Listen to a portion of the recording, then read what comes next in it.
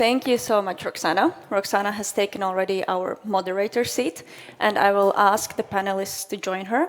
So let me invite Rolands Heniņš, who's the Deputy State Secretary of the Ministry of Defense of Republic of Latvia. Next, I'll invite Lasse Hirsch, Defense and Security Manager at Ignitis. Okay. Lasse Jorgensen, Sales Manager at Terma.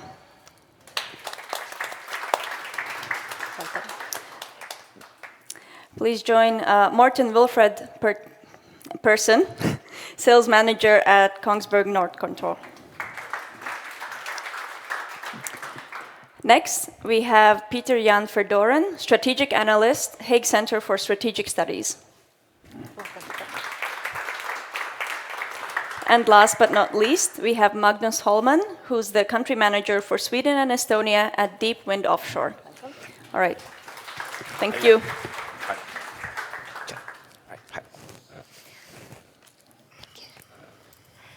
Thank you very much, and once again, warm welcome to our panelists today. As you can see, we have a quite wide geographic coverage and also sector coverage. And without further delay, I would like to raise the first question for our group today. And it is specific about this new geopolitical and threat environment that we have to operate on from now on, and it is about the Baltic Sea and about the proliferation of hybrid threats and malicious actors. And I would like to ask you, in the light of these recent attacks, how should the national defense and energy security strategies adjust in order to ensure the resilience of our wind energy assets? And how do you see this evolving nature of hybrid threats impacting on the future of the wind energy projects? Rolands, would you like to start, please? If I would like, probably no, but okay, I will. Yes, thanks for having me. But first of all, I have to say that I don't like the name of the panel.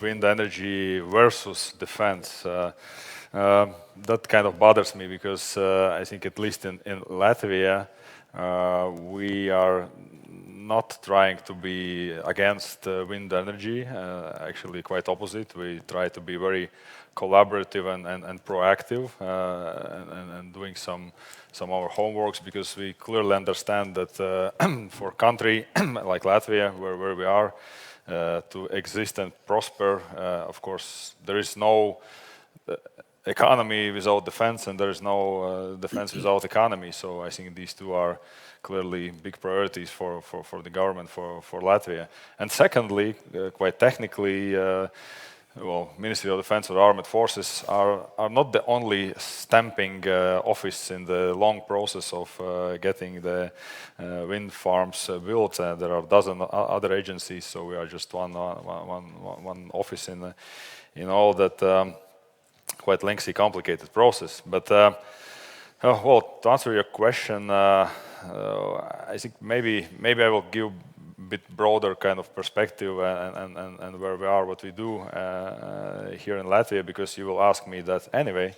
So I will just shoot it out and then hit me with questions. So if I can, I think, yeah, rightly about this security situation, we are quite sensitive to what's happening in our region, Russia's aggressive war in Ukraine. So we are already behind 3 years of this war.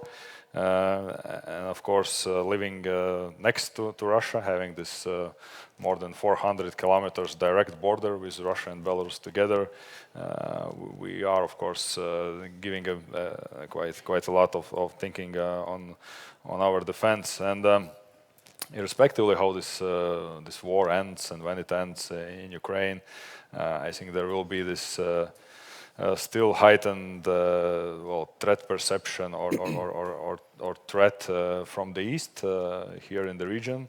And that's in other ways worth saying that we don't expect much good from our neighbor to the east. And I think what we can do to still live next to Russia is to be strong and happy, and that's our plan, and that's the mindset with which we approach our defense as well. And even in let's say in peacetime, currently, of course, we have seen several incidents. You call it hybrid or asymmetric or against critical infrastructure. We also had this Russian drone which crashed in Latvia last year. So these kind of threats are real, and there's a high demand and high public anticipation, expectation that we will defend ourselves from the first inch, as NATO has stipulated. That everybody looks at and daily hears news from Ukraine about the missiles, about the Shahed drones falling on heads of Ukrainians and killing people. So concern about something falling from the air is very high. And by the way, that's why there's as well changing NATO requirement or NATO guidance for all of us to have actually ability to see and detect things already starting from the sea level. So it's not only us. And yeah, as I said, as a defense, we have a Ministry of Defense, Armed Force. Our task is to monitor, secure our skies and defend every inch of it. So where wind farms come into this picture? I have to say in Latvia that's a relatively new phenomena, and yeah, shoot me if I'm wrong, but that's a relatively new phenomena because in our neighboring Estonia they've been dealing with this, discussing measures, compensations, and all that, at least since 2015. In Latvia, we have seen a spike starting from 2021. And it's easily measurable, at least on our side, because we have seen how many requests or permissions we have to work through, starting from all throughout past years. And there's a clear uphill spike starting from 2021. If back in 21 we had couple these submissions to ask our permission, then last year we were were cleared or analyzed 1,000 turbines in 1 year, and this is a growing number. You will probably ask me about legislation, and I can say that on our side we believe that legislation is there. It was there even back before 21. We have there are two elements, I would say. One is the law which regulates this protective zone around navigation objects. So in Latvia that's 15 kilometers where you cannot build anything really. And the second one, which we changed as well following the, let's say, this course of war back in 22, was that we put a requirement that anything that is built higher than 100 meters should be cleared with Ministry of Defense. So these two things are what basically regulate the process, which asks wind farm companies to consult with defense sector as well.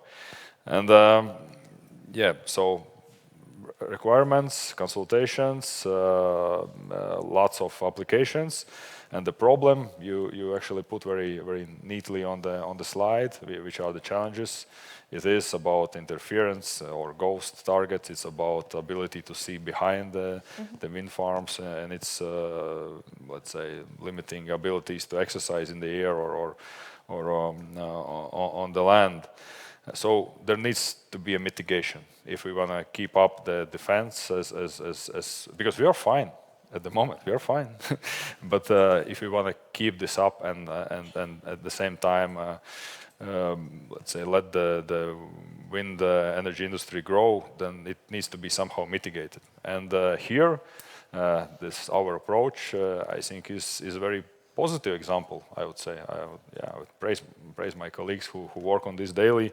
That we are taking a proactive approach, and our aim is to have a system wherein in 2028, most of Latvian territory is available for wind farm establishment. Why only in 28?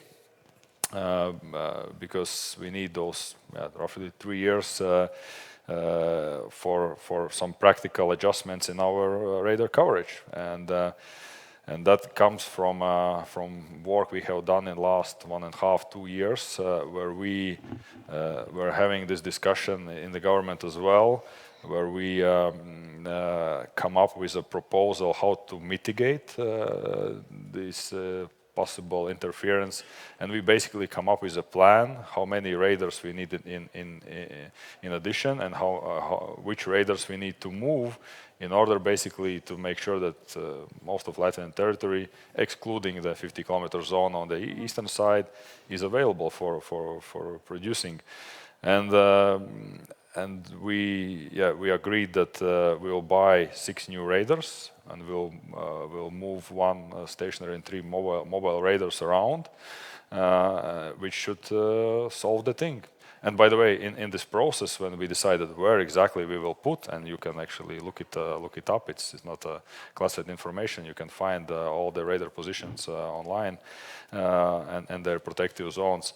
We consulted with wind energy industry, and we adjusted a little bit those radar positions in the process, so that actually can help producers as well. And the other point I want to emphasize is that these, you can say, compensational mechanisms we did with our own resources. So it was not a cost to industry. It was government funding was allocated to actually procure new radars and to compensate this problem which we might have. So I think that's very forward-leaning from the government. So we are not asking private companies to invest in that. We did it ourselves.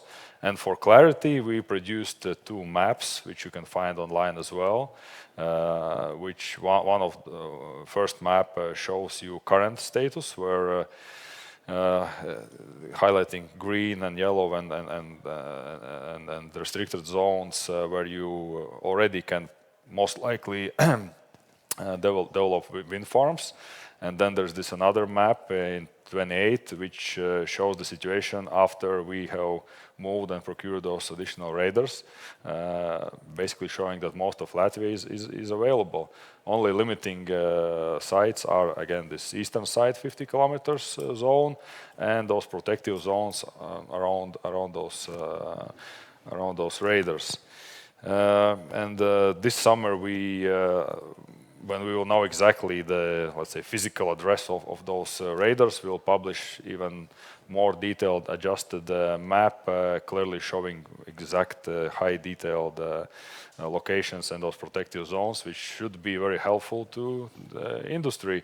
But of course, these maps are illustrative. They do not change the process. Process still remains that we need to clear all those plans and evaluate each and every this wind park, wind farm. But at least you know that this most likely, if it's in a green zone, most likely it will fly. Okay. Thank you very much, and it's great to hear actually that you took over the coast. And because you mentioned mitigation, I would like now to give the floor to our guests. And my question is, how do you coexist with the defense sector? How do you mutually benefit each other? And how do you integrate technology into securing and defending your assets? So Lasse, would you like to start, please? Yeah. Lasse is from Ignitis Renewables. Thank you very much for having me on the panel. First, I would like to comment. You're absolutely right, and we spoke about it earlier. The positive tone is actually the first step. Some sort of leadership, goodwill, that turns into the best mitigation of all, if you ask me. Despite having Terma here and Kongsberg, but the will take us far. Secondly, Ignitis, we understand, we appreciate that there is a threat, and we want to be part of the solution. Not just us as a company, but also to support the nations in which we operate. And we heard about it earlier in downstairs, that our turbines, our wind farms, we can actually contribute with the sensors that we have there inherently. That can provide this mitigation, or it can benefit coexistence. Thank you. So the use of smart sensors can have a dual use for the commercial and for the defense side as well. I definitely, I think dual use is the new buzzword in the industry. I don't know, but probably the most of you are aware that our turbines, our offshore substations, onshore substations, they are filled up with various sensors that can be used not just for operational efficiency or environmental protection, but it can also be used with a little tweak in the security arena. So from your experience, there is information sharing with the armed forces that can work? I'm sure our friends from the Netherlands / Belgium can contribute on a specific solution, but yes, that is my best guess. Yeah. Pieter, would you like to take over? Yes, definitely, and thank you so much for the invitation. It's unfortunately a very timely topic that we're discussing. And 2 weeks ago, I was reading one of the Dutch's biggest newspapers called the NRC. And NRC had a big headline that said, "Underwater, the war has already started." And I thought that was a very striking headline. And the deputy commander of NATO's Allied Maritime Command actually also said that the entire undersea economy is at risk. So those threats that you're mentioning, they are clearly there. And I think that when I hear the word threat, I think about defense. And when I think about defense, I think about the government. And I think that currently, the current threat levels that we're facing as a result of these heightened geopolitical tensions is actually the reason that the government should step in and be more actively involved in the conversations with the operators itself. And so I think that that will actually facilitate the whole process of allowing offshore wind energy to still further thrive. And to give you an example, for planning, for instance, you just mentioned the example of Sweden with the 13 permits that were almost done, and then you get a phone call from the Ministry of Defense and your permits are gone. Well, in the Netherlands, for instance, they make sure to have a one-stop shop that allows you to make sure that all the stakeholders are already have had these discussions and have had the conflicting interests already laid out, discussed, to make sure that these kind of things do not longer happen. And that gives the business sense also a big the reliability and the trust. Now, to go to the design phase of offshore wind energy and to make sure that those are protected, you mentioned cybersecurity as a big threat. And indeed, since the war in Ukraine has started, or the Russian invasion of Ukraine, we have seen that energy infrastructure has been targeted 10 to 20 times as often as prior to the war. So these cyber vulnerabilities that are clearly there in the offshore wind energy, they need to be addressed, and they need to be addressed pretty quickly. And if you take the example, for instance, for the Netherlands, they have the goal to, by 2032, have 21 gigawatts of energy, which would translate into 75% of their electricity usage. These are strategic assets that need to be protected. And if you do not install the right measures right now, then you will face those problems later on a scale that really will influence and disrupt your society as a whole, potentially. And then the final point of this thing is that protecting the infrastructure is also very important, because we're facing a lot of hybrid threats from malignant actors or Russia.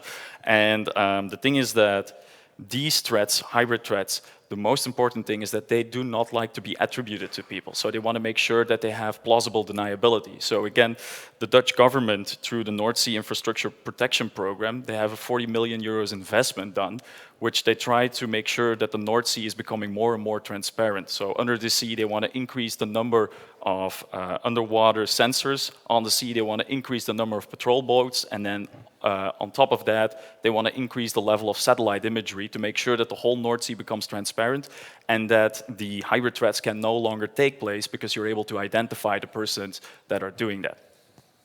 Yes, and I know that in the North Sea, the most frequent hybrid technique employed is the spy ships around the wind infrastructure and in general around the offshore infrastructure. And Morten, would you like to tell us a bit the Kongsberg solutions Yeah, I just that want to you use? support what he was saying regarding what we have done for many years, for 40 years, is surveilling the coast or other critical infrastructure already, but more from a safety and traffic management point of view. And we see now a shift towards security.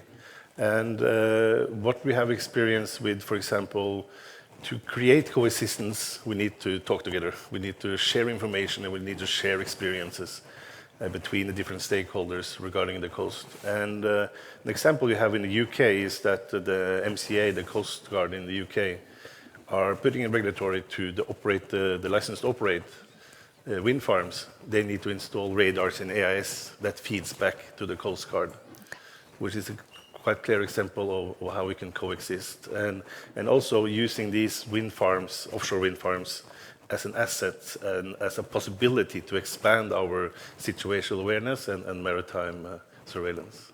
Okay, thank you. Lasse, you wanted to add something?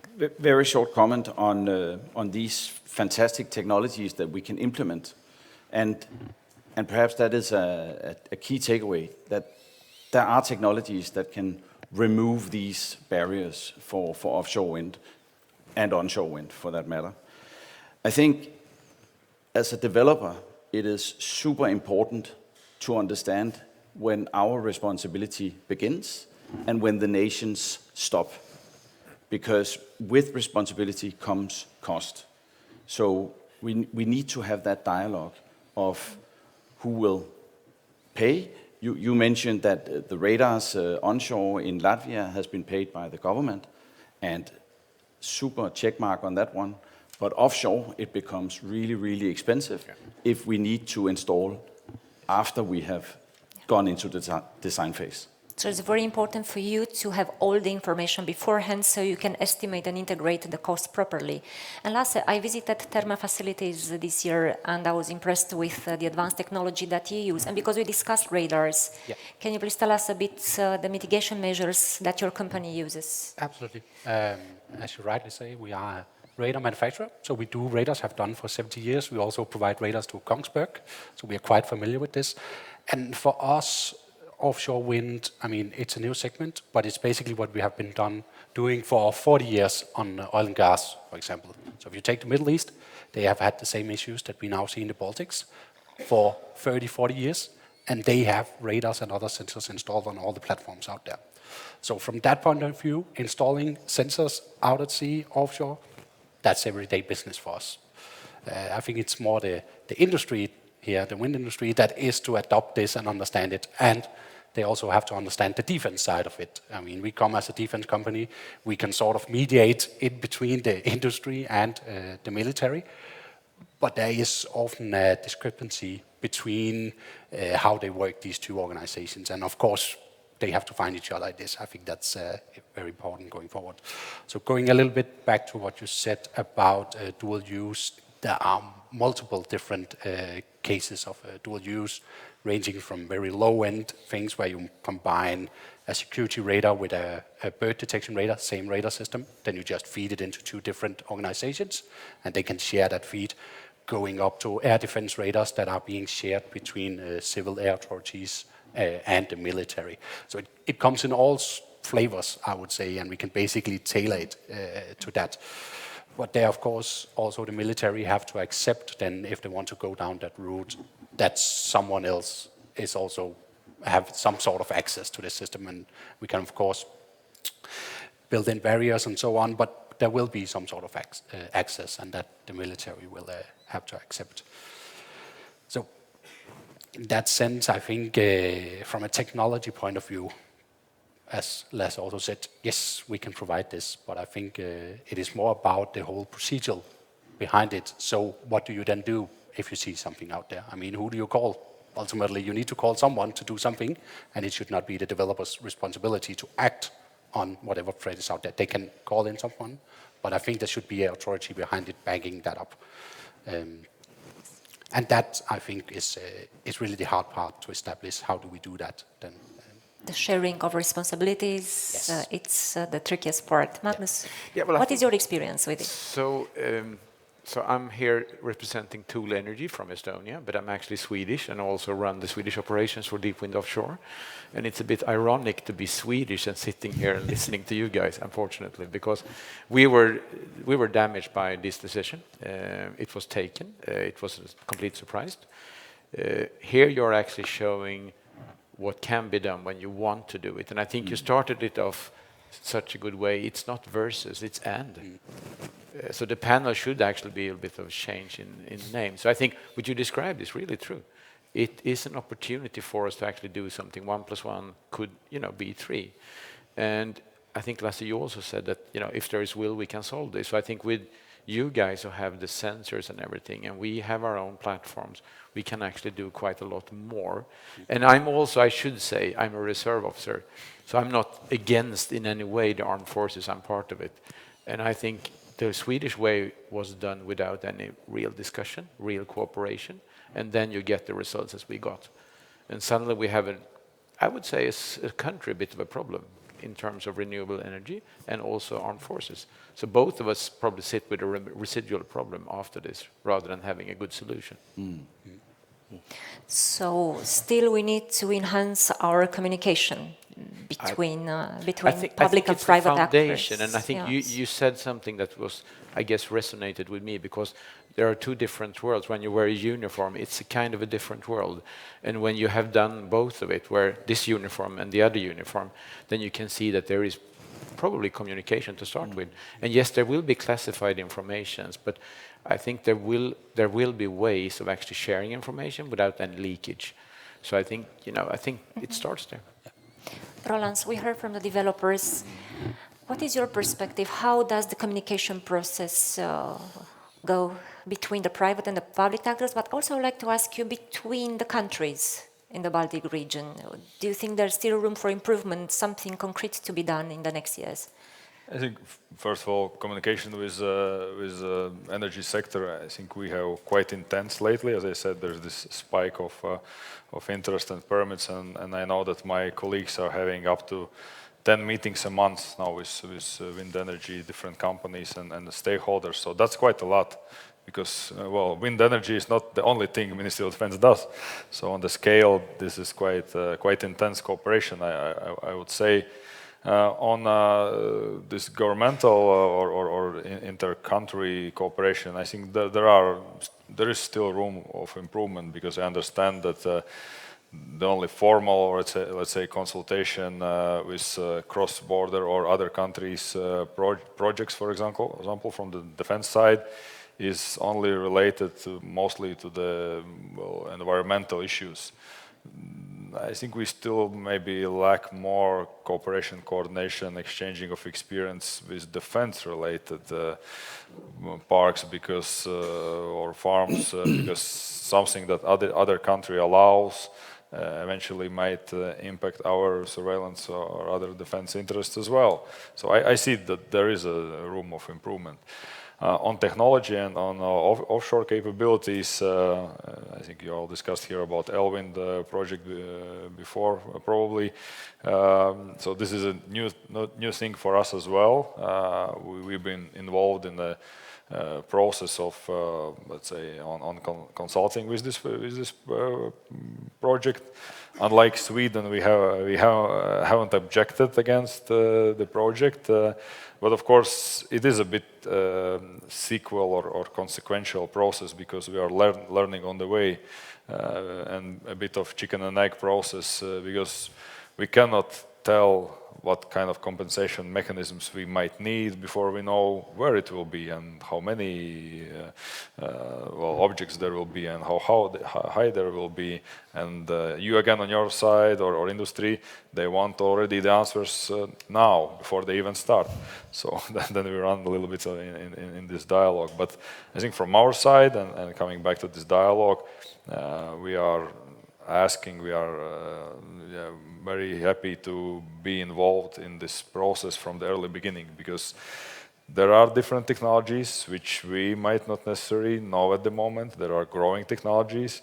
There are also military capabilities which are expanding, because maybe today we don't need certain, I don't know, airspace or corridor, but in future acquiring new, I don't know, coastal defense system or radars, maybe these things will change. So it's a very dynamic environment, and therefore dialogue will be important. And I don't think that we feel that we know everything and own all the information. I think we rely on suggestions, on your technology, what can be done, and then of course we have to go back and see what can be done from our side, who pays for that, and what's feasible.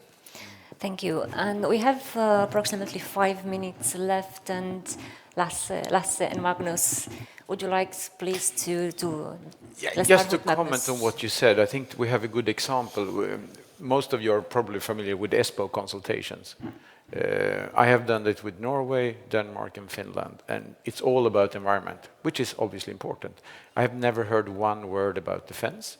And as to your point here, I think what you do in a different territory could affect your own territory. So I think that is something, if you could build that into a process that is as used as the ESPO consultations for environmental cases, it would probably be good also from a military perspective. Exactly, to use the same kind of format. This is a great suggestion. Lasse and then Morten, please. This Lasse? That Lasse. The other one. Yeah, and also just picking up on what you said before, I definitely also see that there is a lack of communication between the countries, and then there will be cross-border effects, and that's an issue. I know the Danish military have raised that concern. If there is something out in the Baltics put up by Germany or Poland, it will also affect the systems they have. So, yeah, we have been part of the EDA forum, and also know that Wind Europe is doing a great work in trying to get all the MODs together and establish some sort of forum, because I think that's needed. What we see right now is very much it's all countries doing it in their own way. Now I've been engaging with a lot of countries, and it seems every time we come into a new country, they're trying to invent the wheel again. That could be shared a lot of knowledge. There are some countries that have looked into these issues for 10, 15 years. And some of it is, of course, classified, but a lot of it is also public available information. So there is a lot out there that new countries could benefit from if they talk to their counterparts in other MODs. I totally agree with you. There's no need to spend a lot of time and money to reinvent the wheel. The information is there, the experience, the technology is there, and I always say that here in the Baltic region you have an enormous advantage, that except for the Russian Federation you are all friends, you are EU and now NATO member states, so that's an enormous potential that you have. And Morten and then Lasse, if you agree. I just want to support what Lasse said here and what we've seen through different, for over 40, 50 years, different experience regulatory through vessel traffic services that has been handled from everything from the coastal authorities to the Coast Guard, to the Navy, to the border guards, and different roles in different countries. But there is a standard there that is set for so many years, integrating sensor data and decision support that has so long experience that we can integrate into the offshore industry. And we have done it for the offshore industry regarding platforms in the North Sea and other places in the world. So looking towards IALA and the VTS and how they have done it for many years, I think can also be a way to see how to integrate this as a regulatory. Lasse, sorry I left you last. That's fine. No, just want to contribute a little bit on the communication side. You're right, the ESPO hearings can actually also be done for radar impact surveys. And we will do that for the projects, hopefully projects that we are developing off the coast of Lithuania, very close to the sea border with Latvia. Secondly, we engaged with the MOD and the Lithuanian Navy, and now also the border guard, very, very early in our development process. And that has given us trust, mutual trust. Seeing it lately with a NATO exercise rolling out in the Baltics as we speak, alongside our survey campaign. And it basically takes just to get into the same room, sit down and coordinate. And yeah, that works. And Pieter, any good example of cooperation in the North Sea that we can possibly replicate in the Baltic Sea as well? Yes, I was hoping you would ask me that question. So we definitely have one. It's called CEI-ISCTE, which stands for the Seabed Security Experimentation Center. And it's actually a group of countries, a coalition of 5 countries, Denmark, Finland, Norway, Sweden, and the Netherlands, who work together with civilian parties and military partners to get a sense of what needs to be done to protect the critical underwater infrastructure. And so they collect all the data, they work together, and then they come up with these questions, and they try to work out with the civilian counterparts, how can we transform these questions and problems into solutions and innovations. And I think a very important part in that is that it also gives you, especially that dual use potential, right? Those innovations that you can translate into products, and I'm thinking about Optics 11 or Fugro. These are companies that are really working closely together with their navies, with the MOD, to make sure that they have the potential to make these innovations into product and then access the wider market for it. So there is definitely a win-win scenario when it comes to working together on military civilian side. And then also on the cybersecurity front, we actually also have a corporation which is called FLEX, stands for the Field Lab Energy Cybersecurity, which is doing exactly the same thing. So you talked about cyber threats. Well, exactly, that is also a coalition of companies, of offshore wind providers and the government trying to figure out how can we bring all these stakeholders together and address the challenges and try to translate that into products and innovations. So I think that's a win-win for everybody to communicate more and to establish these platforms. We already have those in the Netherlands, but I think that the Baltic states would benefit immediately and enormously if they do so as well. I agree, and I think this kind of events should be more frequent so that we learn more from each other, because otherwise we tend to stick to our regions and not be able to transfer the information and the experience properly. Morten, you wanted to add something? Yes, a little bit what he was talking about that we're also doing now in Norway. We are within the Kongsberg group, we have experience from the maritime side, from the defense side, and sensor and robotics, everything from the satellite and down to the seabed.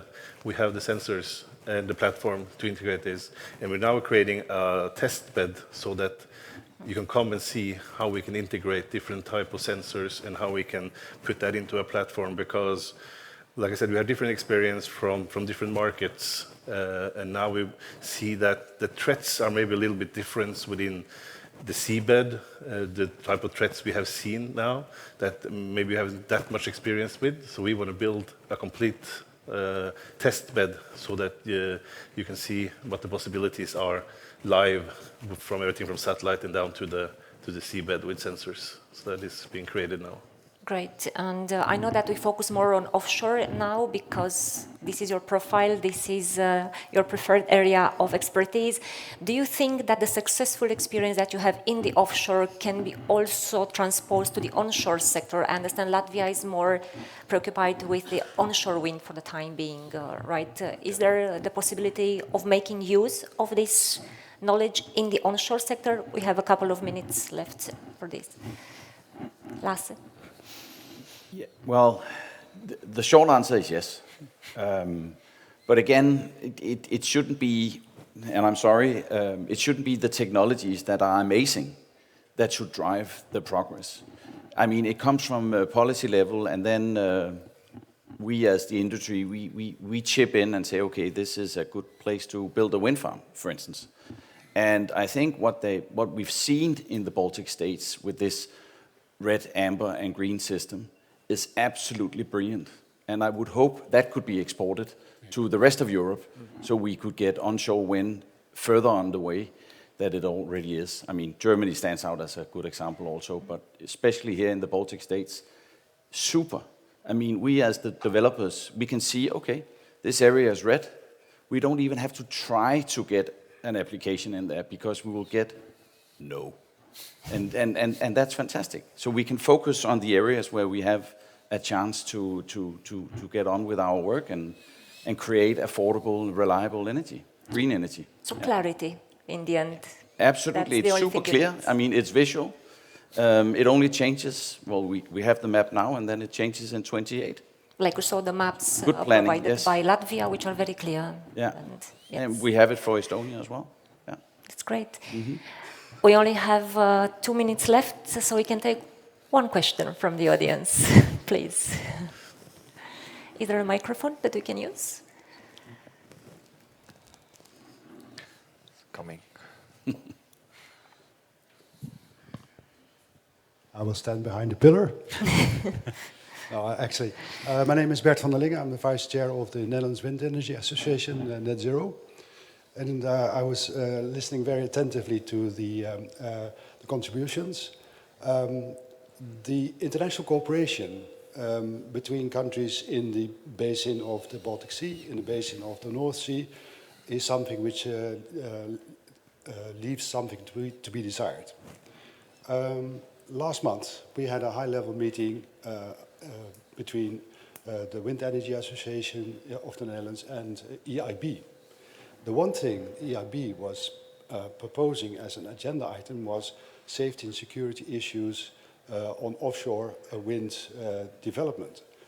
And the most surprising thing was, because Lasse, you said about who's going to pay for it, there is a willingness of the EIB to have a look at this this system, because the proposal was to look for an entity, as it was called, an entity to secure these kind of topics into one operational unit, because the European Union cannot do that, NATO cannot do that effectively, and the countries here also need to cooperate. EIB also mentioned that the discussion was also in the Baltic Sea basin area, so we were very happy to hear that. But basically, I think we should also have a talk with EIB to see what they have in store to make things also financially possible. Because international cooperation is the key element to having a transparent system which is covering the whole of the maritime basins we are talking about. Thank you. Thank you for your contribution, for your comment. Would you like to comment on this? Very briefly, we have to end our panel. Yeah, again, taking one step back when it comes to the security solution which fits that offshore wind farm in this country or that wind farm in another country, it needs to stem from a threat assessment, and it needs to start on national level. I mean, we can't just do, as we've seen in some countries, where they have a shopping list saying, oh, we would like 4 radars and X, Y, and Z, and then the cost becomes insane. And that will kill the business case. I mean, we can't move forward with projects where the business case is not viable. So one way to do it could be the use of CFDs. So if we have a very, very high level of security required by the state, then the CFDs should follow or reflect. That could be one way. I agree. We live in different times. Security is expensive. And it's very challenging and innovative, unfortunately, on the side of the threat actors. But it's great to see that you keep the pace and the technology follows very closely. And thank you all for joining us today. I feel I learned a lot, and I hope that there is room for us to meet again. The consultation forum from the EDA that Lasse mentioned is a good place to meet again. Thank you for the audience. Thank you for being with us. A big applause to our panelists.